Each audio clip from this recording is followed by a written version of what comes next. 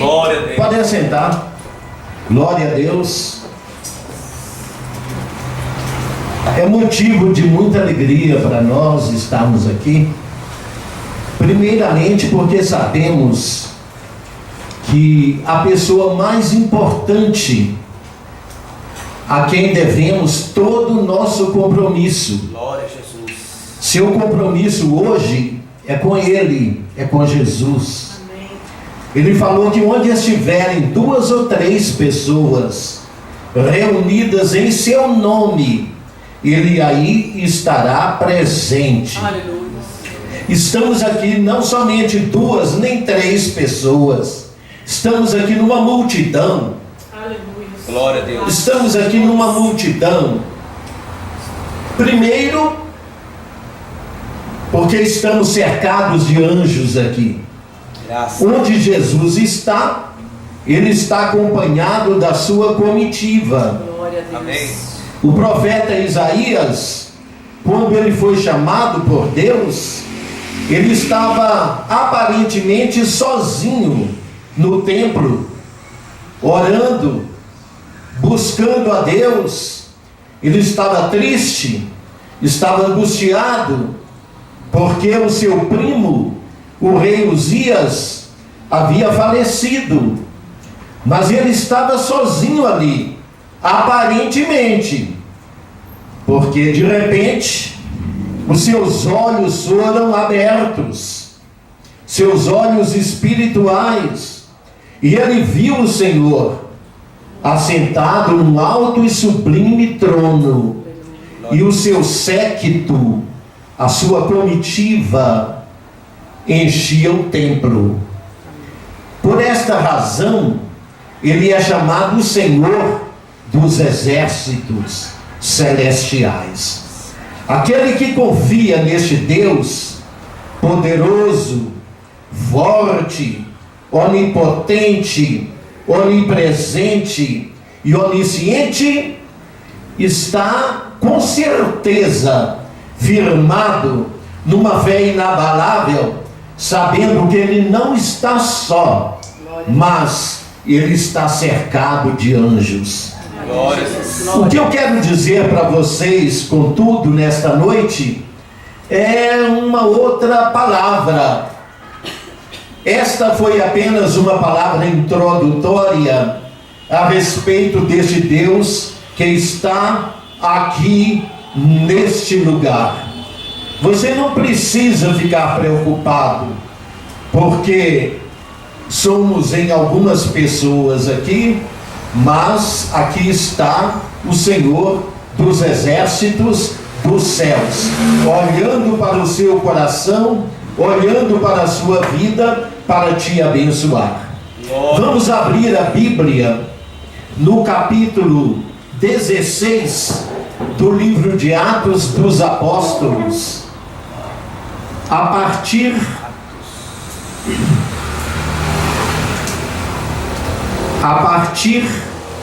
do versículo 25. Atos 16, 25. Eu creio que Deus, nesta noite, vai falar ao seu coração. Eu sei que Deus vai abençoar a sua vida. Ele vai tocar na sua vida Glória. através da palavra. De alguma forma, Ele vai agir na sua vida. O Senhor está aqui. Quando eu digo que Ele está aqui, é porque está mesmo. Glória. Não é brincadeira, não. E não é para fortalecer a sua fé, não. Verdade. Quando eu digo que Ele está aqui, é porque Ele prometeu que estará aqui. Você está aqui reunido em nome de quem? Jesus. De Jesus. Se você está aqui em nome de Jesus, Ele estará abençoando a sua vida, porque Ele está aqui.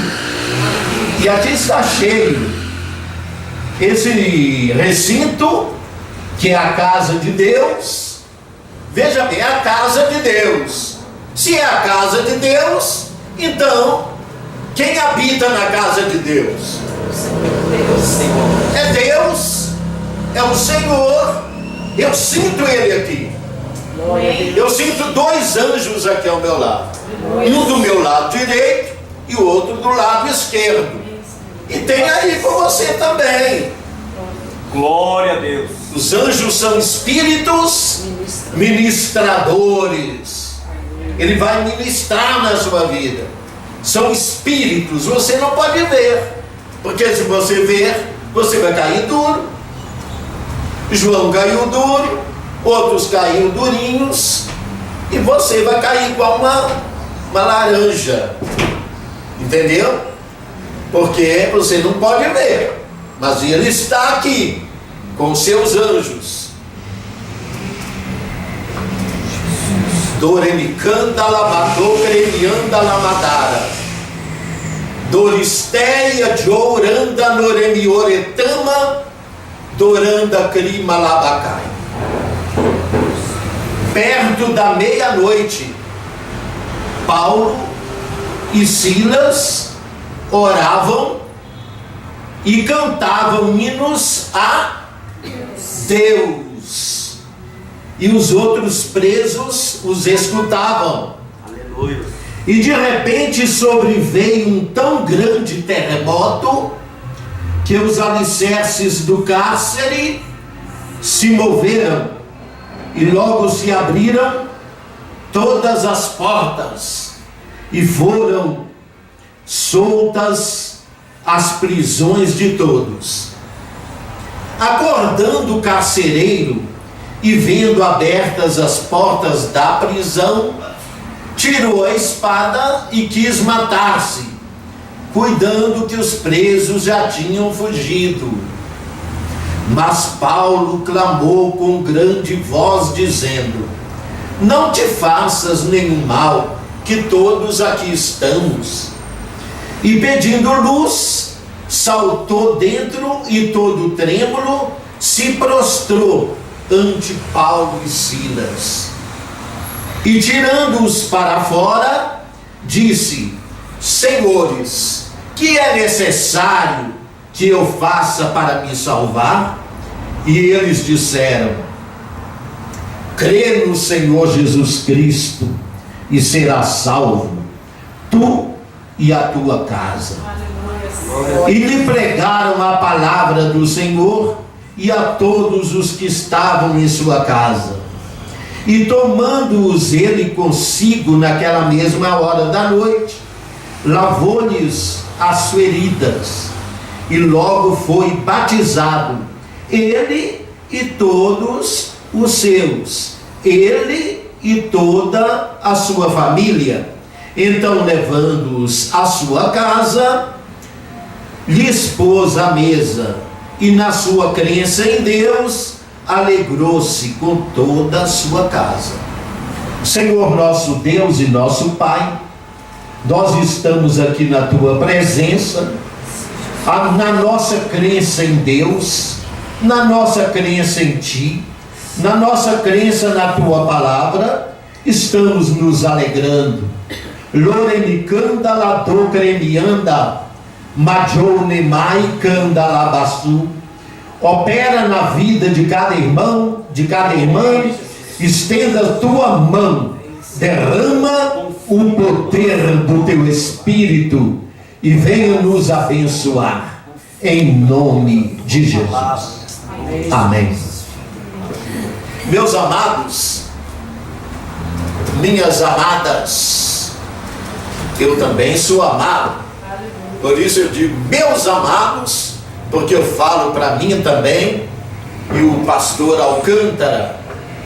Por isso, meus amados e minhas amadas, o apóstolo Paulo tinha muitos obreiros abençoados, mas verdadeiros homens de Deus, que sempre estavam com ele em suas viagens missionárias. Ora ele escolhia um, ora escolhia outro, e sempre ele tinha um companheiro à altura da sua fé e da sua integridade cristã. O apóstolo Paulo fez a sua segunda viagem missionária e ele resolveu escolher Silas. Silas foi um homem tão importante na vida de Paulo que até hoje muitas pessoas colocam o nome nos seus filhos de Paulo Silas. Paulo Silas, dada a importância de Silas na vida de Paulo, do companheirismo, do coleguismo, do trabalho conjunto na obra de Deus. Muitas vezes Paulo escolhia o evangelista Marcos, que ele tem o seu evangelho aqui na Bíblia, é um dos 4 evangelhos. Existe um evangelho só, né? Só um. Não existem 4 evangelhos. Mas cada pessoa que escreveu um evangelho teve a sua visão a respeito de Jesus. Jesus é a figura central do evangelho e da Bíblia. Então, dessa vez ele escolheu Silas, outras vezes Barnabé, outras vezes Marcos, Barnabé, o médico amado Lucas, que é um dos evangelistas também. Ele era médico, mas era um médico daqueles fervorosos. Tanto é que ele escreveu o livro de Atos. O livro de Atos foi escrito por Lucas, o médico amado, e o seu evangelho, a sua visão a respeito de Cristo no evangelho.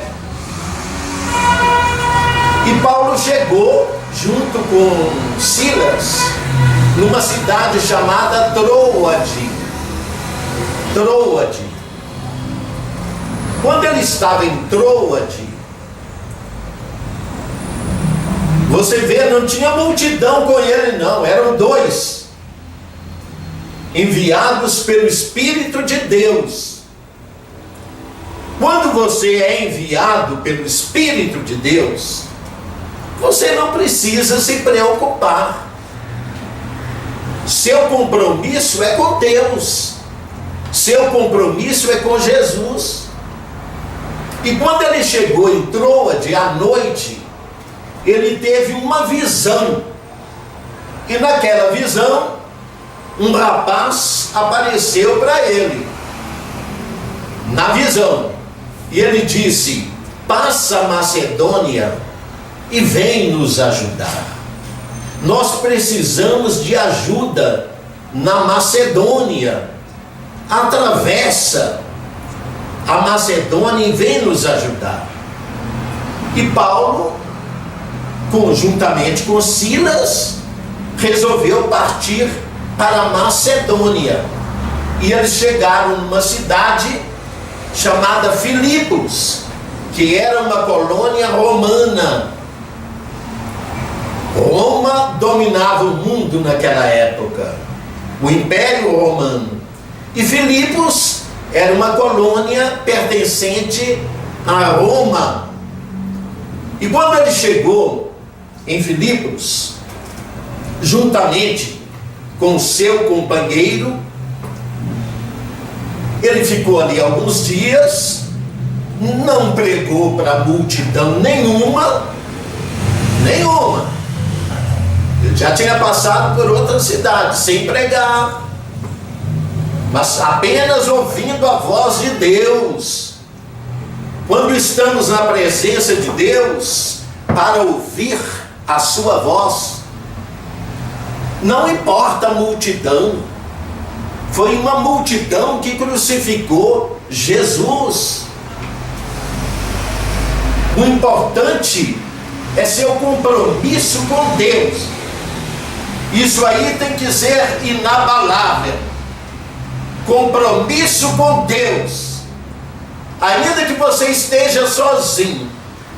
Abacuque falou: ainda que a figueira não floresça, que as árvores não produzam frutos, ainda que a minha manada não dê bezerro, não tenha fruto no campo, o trigo não floresça, que haja uma sequidão, que todos me abandonem, que eu fico só. Todavia, a minha fé e a minha esperança está em ti, porque a minha fé no Senhor é inabalável. Glória a Deus. É inabalável. A fé tem que ser inabalável. Fé é fé. Fé é a nossa riqueza. E Paulo com Silas ficaram alguns dias ali em Filipos, aparentemente sem fazer nada, né? Mas um dia Paulo falou com Filipos: vamos procurar um lugar para orar. Nós somos homens de oração, nós temos que orar. Vamos procurar um lugar? Vamos. E resolveram sair fora da cidade, foram para a beira do rio. Foram para a beira do rio. Chegando à beira do rio, eles pensavam que haveria um lugar para orar. Mas quando eles chegaram ali, tinha algumas mulheres ali à beira do rio. E eles sentaram. Já que não tem lugar para a gente orar em secreto, vamos falar do Evangelho para essas mulheres? Vamos. E começaram a pregar para aquelas mulheres. Pregar não, falar do Evangelho, falar de Jesus. E logo uma mulher chamada Lídia, que era de uma cidade vizinha, era vendedora de púrpura. Ela ouviu a palavra, a fala de Paulo, e ela aceitou a Jesus. Ela, embora não fosse cristã, era temente a Deus. E quando Paulo falou a respeito de Jesus, ela entregou o coração para Jesus, aceitou a Jesus como seu Salvador. É isso que é importante. E sabe o que aconteceu? Ela foi batizada naquele mesmo dia nas águas do rio ali. Glória a Deus. Amém? Amém. Amém? Amém. Glória a Deus. Foi batizada nas águas daquele rio. Não somente ela, mas todos os seus familiares. Graças a Deus. E ela se converteu com toda a sua família. E Paulo continuou na cidade. Só que agora Lídia falou: olha, se você acha que eu sou digna e merecedora da sua presença na minha casa, eu gostaria que vocês ficassem na minha casa enquanto vocês permanecerem aqui na cidade. E levou Paulo e Silas para a casa dela. Eles ficaram. E todo dia, quando Paulo e Silas saíam pela rua, havia uma mulher que tinha um espírito de adivinhação. Era uma feiticeira, digamos assim. E ela era explorada pelos homens da cidade e ganhava muito dinheiro com as adivinhações. Aí ela seguia Paulo e Silas e falando assim: estes homens que estão visitando a nossa cidade são servos do Deus Altíssimo. Eles estão pregando a palavra do Senhor e eles são servos do Deus Altíssimo. Isso todo dia, quando Paulo e Silas. Aí Paulo falou: é muito estranho isso, não é, Silas? E eu estou achando estranho. Eu estou achando que isso aí é coisa do diabo. Tem um espírito maligno no corpo dessa mulher. Vamos libertar essa mulher do poder desse demônio. E Paulo virou para trás e falou: espírito de adivinhação, espírito maligno, saia do corpo desta mulher, em nome do Senhor Jesus.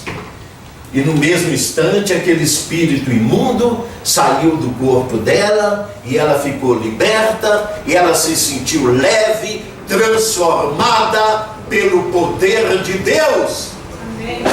Mais uma alma salva para Jesus. Mas tudo tem um preço. Nós pagamos o preço da nossa fé. Os homens daquela cidade viram que perderam o seu ganha-pão, começaram a perseguir Paulo e Silas, foram até o juizado, procuraram os magistrados, os juízes, e os juízes mandaram açoitar Paulo e Silas e bater neles com vara, de forma que eles apanharam pra caramba, de forma que ficaram vergões nas suas costas, no corpo deles, muito feridos, quase mortos, de tanto apanhar, e os juízes mandaram prender Paulo e Silas.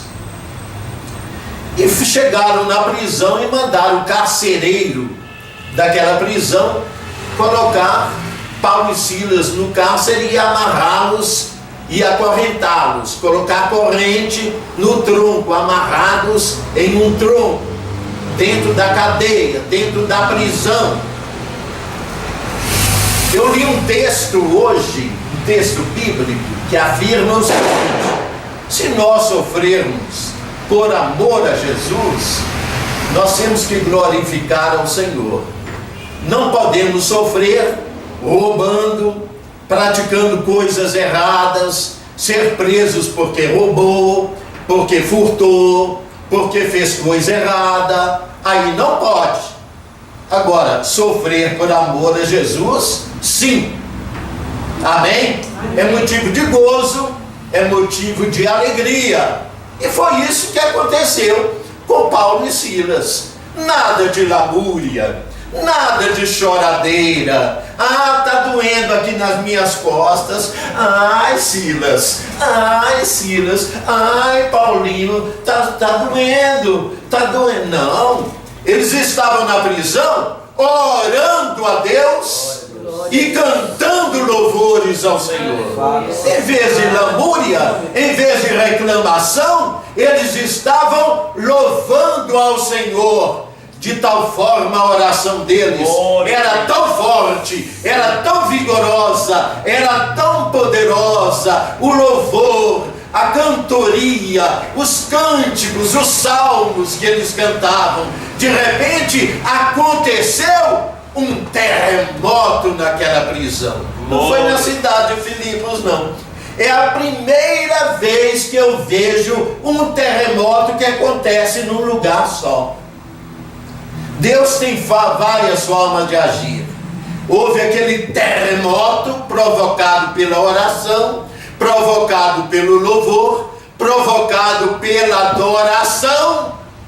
Houve um terremoto, as paredes balançaram, as grades da prisão caíram, as correntes dos outros presos mesmo, violentos, homens violentos, quebraram. As correntes quebraram das pernas de Paulo e Silas, e todos ficaram livres. Os presos podiam fugir, Paulo poderia fugir, Silas poderia fugir, mas ninguém fugiu. E o carcereiro acordou com o barulho, ele estava dormindo e ele acordou. E ele pediu luz, eu quero uma luz, eu quero uma vela, eu quero uma lamparina, eu quero ver. Aí Paulo falou: não fica preocupado não. Aí ele falou: eu vou me matar. Pegou uma espada e ia se matar, porque ele ficou com medo das autoridades, porque pensou que os presos tinham fugido. E ele ia enfiar a espada, traspassando o seu corpo, Mas Paulo falou: não te faças nenhum mal, porque todos nós estamos aqui. Eu estou aqui, meu companheiro de cela está aqui, e todos os presos estão aqui. Ninguém fugiu, não fique preocupado.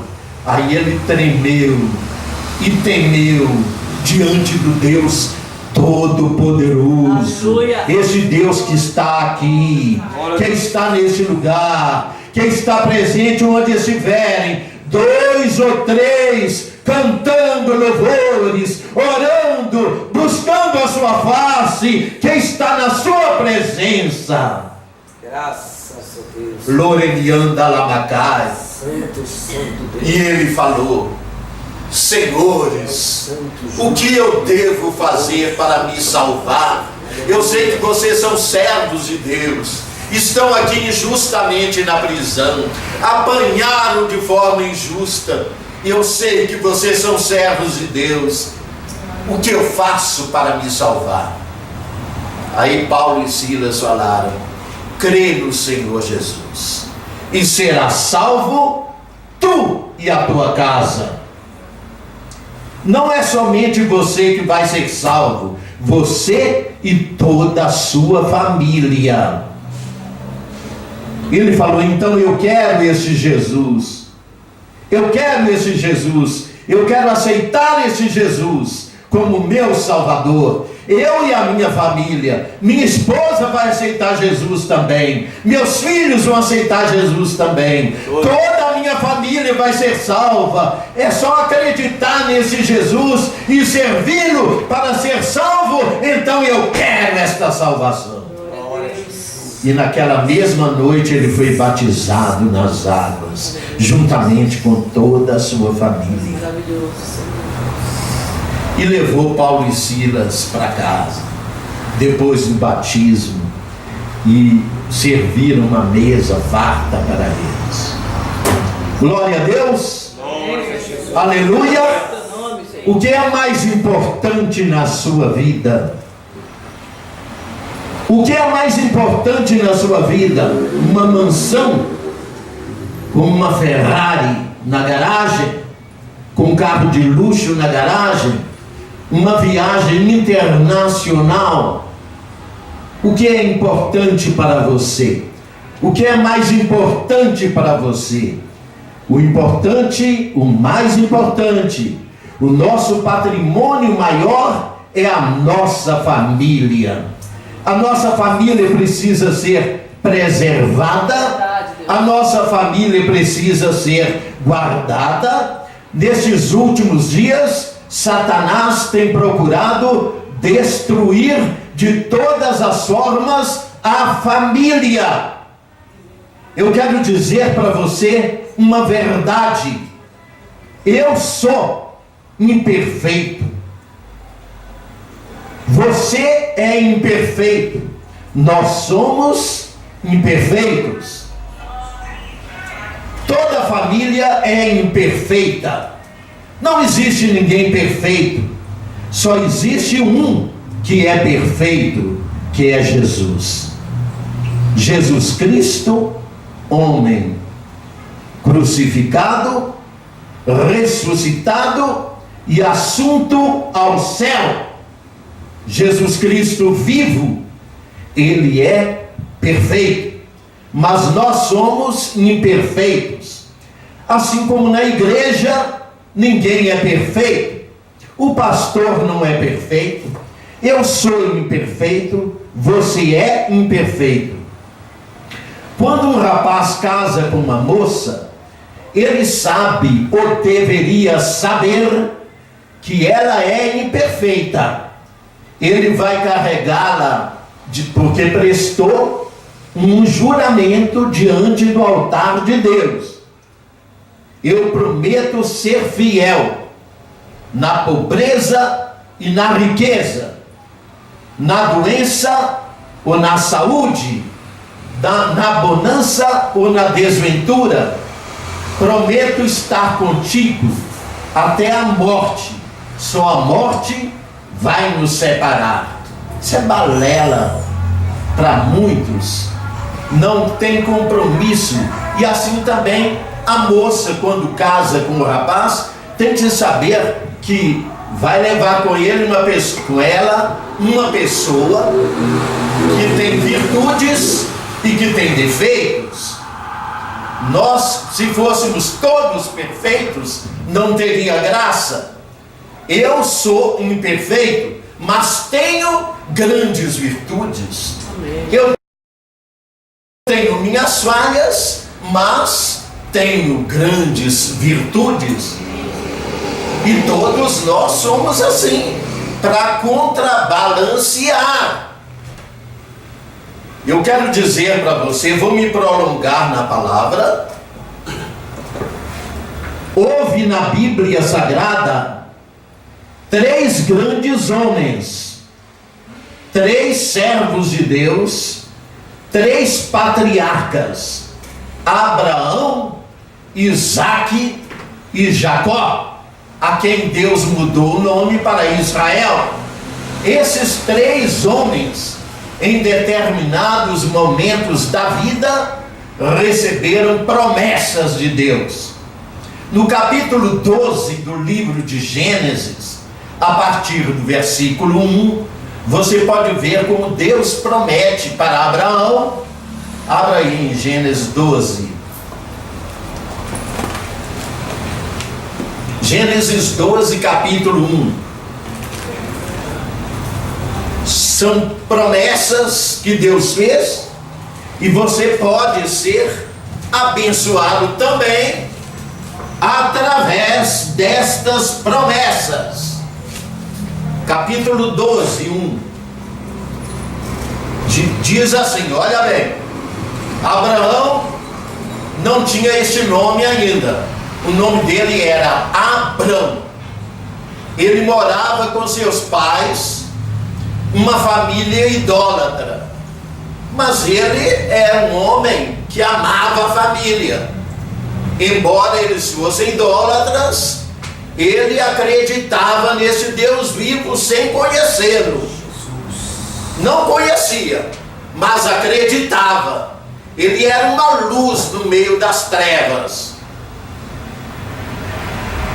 Quando ele tinha 75 anos de idade, a mulher dele era 9 anos mais nova. Portanto, ela tinha 75 menos 9. Ela estava com 65. Mais ou menos isso, 65. 65. Aí Deus falou com Abrão. Olha bem a promessa que Deus faz para Abrão. Um homem que estava ali, naquela terra, e Deus fala com ele: ora, o Senhor disse a Abrão: sai-te da tua terra e da tua parentela e da casa de teu pai, para a terra que eu te mostrarei, e far-te-ei uma grande nação, e abençoar-te-ei, e engrandecerei o teu nome, e tu serás uma bênção. Aleluia. Nós temos que parar com esse negócio. Eu vou à igreja para receber uma bênção. Não, você precisa ser uma bênção, um canal de bênção. Pastor, ore por mim, eu preciso da sua oração. Não, você que tem que orar pelas pessoas e curar os enfermos. Jesus falou: põe a mão sobre os doentes, que eles vão ficar curados em meu nome. Então ponha, e Jesus vai curar. Jesus vai honrar a sua fé. Abençoa as pessoas. Amém? Amém. Mas você abençoando as pessoas, você também é abençoado. Graças. E abençoarei os que te abençoarem. Se você for uma bênção nas mãos de Deus, Deus vai abençoar aqueles que te abençoarem. E amaldiçoarei os que te amaldiçoarem. Quem te amaldiçoar vai ser amaldiçoado também. Está aqui. e em ti serão benditas todas as famílias da terra. Então Deus prometeu abençoar as famílias da terra através de Abraão. Todas as famílias da terra. Não é só a família de Abraão, não. Todas as famílias da terra. O que eu quero passar para você é uma coisa muito importante. No capítulo 14, abra a Bíblia no capítulo 14, porque Abraão tinha 75 anos. Aí mais tarde Deus aumenta o nome de Abraão. Eu engrandecerei o teu nome. Aumentou até na letra. Deus falou: seu nome não vai ser mais Abrão, mas vai ser Abraão. Porque eu abençoarei muitas nações, você vai crescer muito. No capítulo 14, tem uma promessa para o filho de Abraão. Veja bem, a mulher de Abraão era estéril, ela não podia ter filhos. 24 anos depois, Deus começou a cumprir as promessas em Abraão. 24 anos, quando ele tinha 99 anos, e a mulher dele já tinha 90. Deus falou: você vai ter um filho, Sara, junto com Abraão. Abraão falou: poxa, eu com 99 anos vou conseguir ainda gerar um filho em Sara? E Sara com 90. Sara com 90 anos. Ah, não vai acontecer isso não. Mas Deus falou: vai sim. No devido tempo vai acontecer. E aí nasceu o filho de Abraão, chamado Isaque. Isaque significa sorriso. Isaque cresceu, né? Se tornou um homem, casou, né? Abençoado. Aí Deus faz uma promessa para Isaque. 13.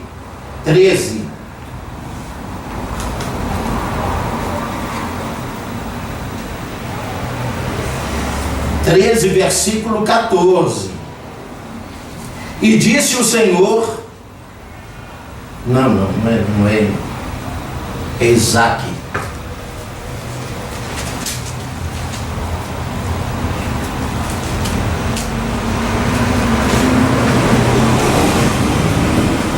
Desculpa, é no capítulo 26. É 26. Veja bem. Havia fome na terra. Aí Isaque foi para um lugar chamado Gerar. Aí Deus falou com ele. No versículo 2. E apareceu-lhe o Senhor e disse: não desças ao Egito, habita na terra que eu te disser. Peregrina nesta terra, e serei contigo, e te abençoarei. Porque a ti e à tua semente darei todas estas terras, e confirmarei o juramento que tenho jurado a Abraão, teu pai. E multiplicarei a tua semente como as estrelas dos céus, e darei à tua semente todas estas terras, e em tua semente serão benditas todas as nações da terra. Porquanto Abraão obedeceu a minha voz e guardou o meu mandado, os meus preceitos, os meus estatutos e as minhas leis. Viu só? Agora vai aqui no capítulo 29. Então você vê, Abraão recebeu a promessa, o filho recebeu a promessa, e agora vamos ver o neto de Abraão recebendo as promessas. Jacó. É no capítulo 28, versículo 13. Jacó teve uma visão de uma escada, os anjos subindo e descendo pela escada, e Deus falou com Jacó. E eis que o Senhor estava em cima dela, e disse: eu sou o Senhor, o Deus de Abraão, teu pai, e o Deus de Isaque. Esta terra em que estás deitado, eu darei a ti e a tua semente. E a tua semente será como o pó da terra, e estender-se ao ocidente, e ao oriente, e ao norte e ao sul, e em ti e na tua semente serão benditas, serão abençoadas todas as famílias da terra. Todas as famílias da terra. O que eu quero dizer para vocês é que todas as famílias que existiam na terra, todas, eram famílias problemáticas. Desde Abraão até a própria família de Abraão, de Isaque, de Jacó, eram famílias problemáticas. Até homens de Deus, como Davi, tinha uma família super problemática. Até a vinda de Jesus era uma confusão só aqui na terra. Ninguém respeitava ninguém, as pessoas matavam, homens prostituíam com a própria madrasta, filhos com a própria madrasta. Isso aconteceu com a própria família de Jacó e outros homens de Deus, e havia uma confusão só na terra, até a vinda de Jesus, até o nascimento de Jesus, até Jesus morrer na cruz e ressuscitar. Aí quando o evangelho começou a ser pregado e as pessoas aceitando a Jesus, as famílias começaram a ser abençoadas, começaram a ser transformadas, porque a semente de Abraão, a semente de Isaque e a semente de Jacó chama-se Jesus de Nazaré da Galileia. Ele é a semente. Até a vinda de Jesus era confusão, era mortandade, era filho matando pai, era irmão matando irmão, era uma confusão generalizada. E até hoje, aqueles que não aceitam a Jesus têm as suas famílias em frangalhos. É necessário aceitar a Jesus como Salvador. Um dia desses eu estava conversando com a minha esposa sobre o diferencial na vida de um homem.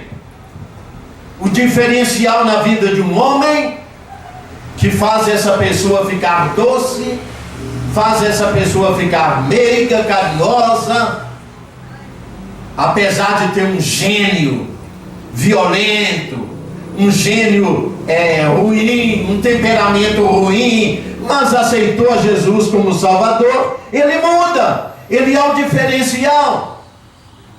Se tem 7 irmãos e um aceita Jesus como Salvador, ele é diferencial naquela família. Foi por isso que Jesus salvou o carcereiro da cadeia de Filipos, onde Paulo e Silas estavam. Quando Jesus entra no nosso coração, nós nos tornamos filhos de Deus. Aquele que o recebeu, deu-lhe o poder de ser chamado filho de Deus, a saber, aquele que crê no seu nome. Que possamos preservar a nossa família, defender a nossa família contra os ataques do maligno. Mas pastor, eu vou defender como? Como que eu vou defender a minha família? Ninguém acredita em Jesus, ninguém aceita Jesus lá. Quando eu falo de Jesus, começa a rir de mim, a zombar na minha cara. continue orando pela sua família.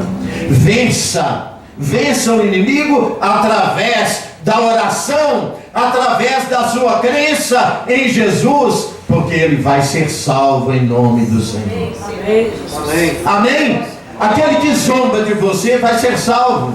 Jesus vai salvar. Ele prometeu salvar. A família é um projeto de Deus. A família é um plano de Deus. Deus planejou salvar todas as famílias da terra. Não é só as famílias dos judeus, não. São as famílias da terra, através do Senhor Jesus. Amém? Vamos ficar de pé em nome de Jesus.